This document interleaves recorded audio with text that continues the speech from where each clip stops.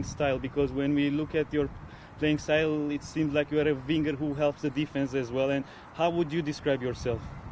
Okay. Yeah. First off, it's good to play against that caliber of opposition in pre-season. You want to get the most out of the games. I think the teams that we played, played a good level of football. So it's important for us to be able to come up against them teams, to work on our defensive organisation and also in possession as well. In terms of myself, I see myself as a direct player. I want to excite fans. I want to get fans off the seats. I want them to enjoy me playing football, and I want to get the most out of my game myself. So any given moment I get a 1v1 opportunity, then I will take it. Öncelikle iyi rakiplere karşı oynadığımızı söylemek istiyorum, hazırlık maçlarını, ve o maçlardan çıkarabildiğimiz en fazla maksimum şeyi çıkartmaya çalıştık. İyi seviyede takımlara karşı oynadık. Bizim için de o seviyedeki takımlara karşı oynamak önemliydi. Hem defansif organizasyonumuzu çalıştık hem de topla oyunumuzu çalıştık. Ben taraftarları heyecanlandırmak isteyen bir oyuncuyum. Onları zaman zaman koltuklarından kaldırmak isteyen yaptığım hareketlerle onlara heyecan vermek isteyen bir oyuncuyum. Birebirlerde de oyunumu göstermeyi seviyorum. Ünal Bey. Son hiç katıldı. Dünyaca ünlü bir yıldız. Edin Dzeko da keza öyle. Çok kaliteli bir hücum hattı oldu Fenerbahçe'nin. Bununla ilgili neler söylemek istiyorsunuz? So Tadic joined the team, and also we have Edin Dzeko as well. They are both worldwide players, so we can say that the team has a very high quality, especially in front. What would you like to say about it, about playing with those players? Yeah, it'd be it's an exciting opportunity to play alongside those players. Given what they've added to the sport, to be able to learn from these players, but not just these players. There's a host of talent amongst this team. There's a lot of individual quality throughout the team, and everybody's here to make everybody better in training, and hopefully we can translate that onto the pitch, and in games, and come away with good results. Onlarla birlikte oynayabilecek olmak harika bir fırsat olduğunu düşünüyorum. Onların spora kattıklarını düşünürsek onlardan çok fazla şey öğrenebileceğimi düşünüyorum. Ama sadece oyuncular değil, takımımızda çok fazla yetenekli oyuncu var. Bireysel anlamda kaliteli çok fazla oyuncumuz var. Herkes herkesi daha iyiye, daha yukarıya çekmek için uğraşıyor antrenmanlarda. Umarım bunları maçlara da yansıtırız ve iyi sonuçlar alırız. Biri Hanım. Hoş geldin öncelikle. İlk transfersin ve sen geldikten sonra dünyaca ünlü yıldızlar Fenerbahçe'ye gelmeye başladı. İlk geldiğinde teknik direktör belli değildi henüz. Bu ikna edilme sürecinde neler yaşandı? Nasıl Fenerbahçe'ye gelmeye ikna edildi? Bir diğer sorum da stres seviyesi çok yüksek bir lig. Buna karşı ne gibi önlemlerin var?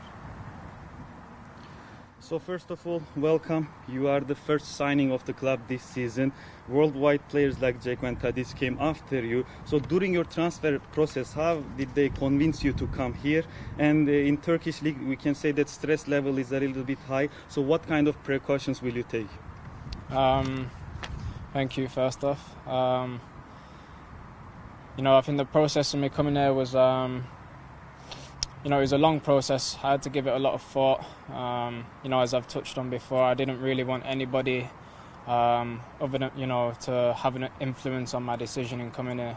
I spoke to the representatives of the club, and they told me the direction that the club was going.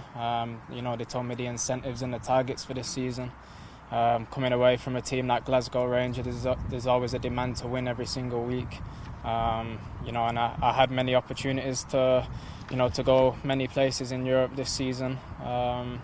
But I wanted to go to a team that, was striving to win titles, wanted to win cups, and, there was no better opportunity than to come to Fenerbahce. An amazing fan base, amazing football club. Hopefully we can add more titles to this team. Öncelikle teşekkür ediyorum. Uzun bir süreçti benim için. Uzunca düşünmek istedim. Düşünme sürecimde kimsenin kararımı etkilemesini istemedim. Kulüp temsilcileriyle yaptığımız görüşmelerde bana bu kulübün ilerlemek istediği yoldan bahsettiler. Beni kulübün hedefleri hakkında bilgilendirdiler. Kulübün ne gibi hedefleri olduğu hakkında bilgilendirdiler. Ben de Glasgow gibi bir takımdan geliyorum. Orada da her hafta taraftarlar kazanmanızı bekliyorlar. Ben de bu seviyede devam etmek istedim. Avrupa'dan başka teklifler de vardı ama ben kupalar ve şampiyonluklar kazanmak için uğraşan bir takıma gelmek istedim. Bu anlamda da Fenerbahçe'den daha iyi bir opsiyon yoktu benim için. Harika bir kulüp burası, harika transferleri var. Umarım bu kulübün müzesine kupalar ekleme imkanım olur. And about the second question, the stress level, what kind of precautions will you take about the stress in Turkish league? Like a lot of pressure she needs. Well, yeah. Like I said, coming from Scotland, when you're amongst the Glasgow teams, you are expected to win every week. That demand's there, so that's nothing new for me. I probably give myself the most pressure out of anybody. I expect myself to be the best player on the pitch every week, and that will continue there as well. Belirtmiş olduğum gibi İskoçya'dan geliyorum. Orada da Glasgow takımlarının her zaman kazanması gerekiyor. Her hafta oynadığınız maçları kazanmanız gerekiyor. Dolayısıyla bu benim için yeni bir durum değil. Aslında kendi üzerimde en çok baskıyı ben oluşturacağım. Oynadığımız her maçta sahanın en iyi oyuncusu olabilmek için. Kendisi de belirttiği gibi Glasgow Rangers forması giyiyordu ve Old Firm derbisinde, yani saatte oynanan derbilerde dünyanın en önemli derbisi olarak gözüküyordu. Şimdi Türkiye'de yine dünyanın en önemli bir derbisi olan Fenerbahçe Galatasaray derbilerini yaşayacak. Derbi tecrübeleri kendisinde neler hissettiriyor, Galatasaray derbileri hakkında bir bilgisi var mı kendisinin? So as you have mentioned before, you played in Glasgow and you played Old Firm, one of the most important derby matches in the world. Also in Turkey, another derby, Galatasaray Fenerbahce, is one of the most important derby matches in the world. So how do you feel yourself about it, and what do you know about this derby match between Fenerbahce and Galatasaray? It's no secret that it is one of the biggest derbies in the world, and it's one I'm very much excited to have the opportunity to play in. I think I want to experience it for myself without learning from the outside of what the derby is about. And I'm going to have many opportunities to do that, and hopefully I can be successful in this. It's important that from a player coming from outside of Turkey that I show the passion towards this game and this rivalry. So that's what I would do.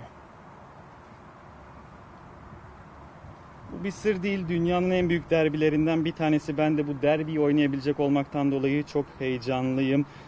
Sanırım insanlardan duymadan kendim tecrübe etmek istiyorum bu derbiyi, ki bunu da edecek çok fazla fırsatım olacak. Umarım başarılı da olurum o maçlarda. Çünkü dışarıdan gelen bir oyuncu için bu tarz maçlar olan tutkusunu göstermek çok önemli olduğunu düşünüyorum. Ben de bunu yapmaya çalışacağım. Öncelikle hayırlı uğurlu olsun diyorum. Hoş geldiniz İstanbul'a, Türkiye'ye. Başarılar diliyorum. Transferin aylar önce bittiğini öğrendik. Tabii takım arkadaşı da Türkiye'ye giden bir oyuncu vardı buradan. Bol bol soru sorma, konuşma, derbileri anlama, Fenerbahçe'yi tanıma imkanı olmuştur diye düşünüyorum. Neler anlattırıp bana bize paylaşabilir misiniz? So first of all, welcome and I wish you good luck. We know that your transfer was concluded months ago and you had the Turkish teammate Rıdvan. Did you talk to him before coming here about Turkish League, about the derby matches here? Did you talk to him? Thank you, first off. I only spoke a little bit to Rıdvan just to get a good understanding of the league, of the city. But as I touched on before, I didn't really want anybody to influence my decision in where I was going next in my career. It's something I had, a good amount of time to think about.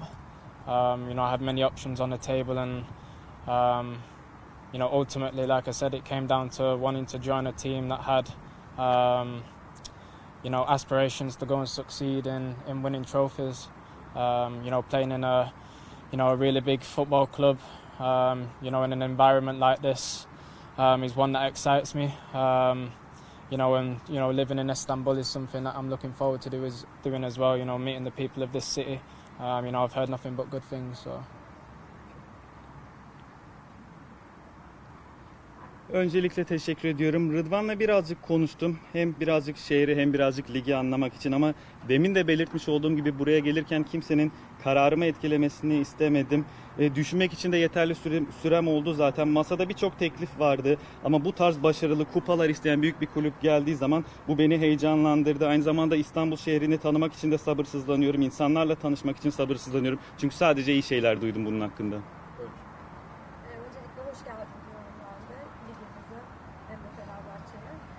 Ben İsmail Hoca ile olan iletişimini merak ediyorum. Henüz kısa bir zamanda çalışıyorlar ama hocası hakkında neler söyler? So first of all, welcome to Fenerbahce, welcome to Turkish Super League. I would like to ask you a question about the head coach Ismail Kartal because it's been a short while, but what are your opinions about our head coach Ismail Kartal? Thank you. I think from the first moment that I met the manager, it was quite evident his passion and his commitment to the football club. He gave a great motivational speech where he set out his goals and expectations of us this season. And he seems to have a very good relationship individually with each player. He's very fair with us, but he demands a lot from us at the same time. So I'm really looking forward to working under him. Teşekkür ediyorum. Onunla tanıştığım ilk andan itibaren onun bu kulübe ve işine olan tutkusu ve bağlılığı gözle görülür bir şekilde fark ediliyordu. Aynı zamanda çok güzel bir motivasyon konuşması yaptı. Hem beklentilerini hem hedeflerini anlattı. Bireysel anlamda her oyuncuyla çok iyi iletişimi var. Kendisi adil ama aynı zamanda oyunculardan çok talepkar bir teknik direktör. Ben de onunla çalışmak için sabırsızlanıyorum. Kariyeri boyunca onu en verimli gördüğümüz pozisyon sol açık. Şimdi Tadiç geldi. Olası bir Zaha transferi konuşuluyor. Kendisi hangi pozisyonda oynayacak? Hocayla konuştu mu? Başka bir pozisyonda oynamaya açık. So when we look at your game, we can say that for you the position that you played most efficient is as left winger. But now Tadic joined the team and probably Zaha may come. We still don't know. So what would you like to say? In which position you feel the best? In which position you feel more comfortable? And are you able to play in other positions as well? I think I can play across left 10 to right wing. Left wing is my favourite position. The position which I feel I get the most out of my game. What I can contribute to the team. And it's the position I've played for a long time now. So, I understand there's competition for every single place in this team. We wouldn't be getting the best out of each other if there wasn't. So it's important to keep them, high levels in the training field and, contribute to the team on the pitch, to keep them positions. Hem sağda hem solda oynayabiliyorum ama kendi anlamda en iyi performansımı gösterebildiğim pozisyonun sol kanat olduğunu düşünüyorum. Çünkü bu pozisyonda uzun süre oynadım. Ama bu tarz oyuncular arası rekabetin takım için iyi olduğunu düşünüyorum. Çünkü bu şekilde her oyuncu kendisinin en iyi performansını sergileyebiliyor idmanlarda. Dolayısıyla takıma katkısı olacağını düşünüyorum bu rekabet. Son soru Ahmet Bey. Liverpool altyapısından yetişti, ardından Rangers'ta uzun yıllar geçirdi. İki tane çok köklü taraftar kültürüne sahip kulüp. Fenerbahçe'de bu iki kulübe benzer bir kulüp. Neler söylemek ister taraftara ve aynı şekilde büyük bir taraftarın önünde oynayacak olmaktan dolayı heyecanlı mı? So you are a Liverpool Academy graduated player, and you played in Rangers for a long time. Both clubs have big fan base. Also, Fenerbahce have a very big fan base. So, are you excited for being able to play in front of our fans? And what kind of message would you like to give them? I've been fortunate enough in my career so far to play under many teams where there is amazing fan bases. I know this football club has an incredible fan base too, and I'm very excited to get to play in front of these people. This is why I'm really excited for the season to start now. To experience that first game and get a true understanding of this team and the club itself. So hopefully it'll be a good part of my career for myself, and I want to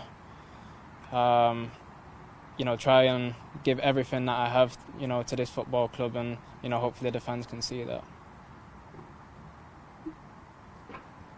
Evet, kendimi bu anlamda şanslı görüyorum. Çok büyük ve harika taraftar kitleleri olan takımlarda oynadım. Burada da taraftarların harika olduğunu biliyorum. Onların önünde oynayacak olmaktan dolayı çok heyecanlıyım. Sezonun başlaması için sabırsızlanıyorum ki oynayacağımız ilk maçta bunu ben de tecrübe edip anlayabileyim diye. Kariyerimin iyi bir dönemindeyim ve her şeyimi vermek, bunu da taraftarlara göstermek istiyorum. Teşekkür ederiz Thank you. arkadaşlar. Olur. Thank you. Fotoğraf çekimine geçebiliriz. Now photoshoot, couple of photos. There. Yeni transferlerimizden Ranken